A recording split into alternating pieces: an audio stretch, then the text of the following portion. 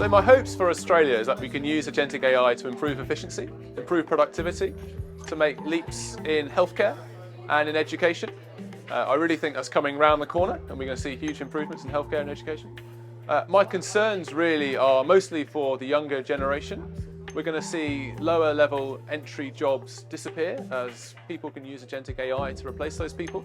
And so the younger generation are going to have to learn to work with agentic AI, alongside agentic AI in a way that works for them. We need to rethink our frameworks of controls and our policies and our regulations with AI in mind, not just it's a human or a version of a human. It really needs to be AI native thinking. Look, I think the biggest word today was trust, and I think that will be everyone's concern from the bank side and the investor side as well. And there's, I guess, two ways of doing that in my eyes would be coming from legislation, but also narrowing the mandate in which things can be approved or data can be shared, and that would be a much easier way for people to swallow the associated risk, is that little baby steps forward.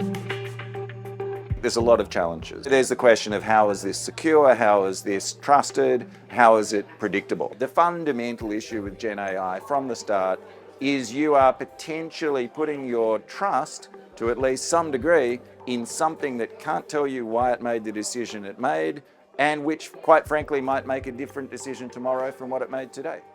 We need, not just as a nation, but as mankind in general, to put in place workable rule sets, workable standards that everyone gets on board with, so that there's a level playing field. Agentic AI or generative AI could go wild, and if it's outside human control, that's a real concern.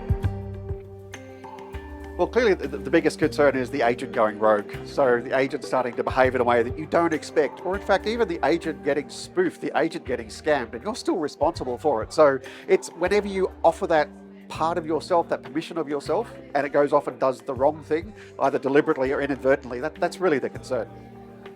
So I think the overall impact will be enormous if we get it right. For example, I think the way we think about navigating the web is going to change radically. We will have agents that work on our behalf to perform many of the daily operations we do using browsers. But I think the amount of individual piece parts that need to come together in a safe and predictable way for that to occur is extremely high. What we really need to get right is to think about AI differently to the way we think about trusting people or trusting agents who are flesh and bone.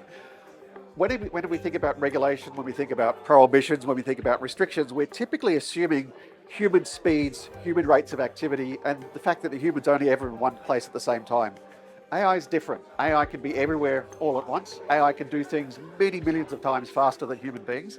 And AI can behave in ways that aren't really captured by regulation.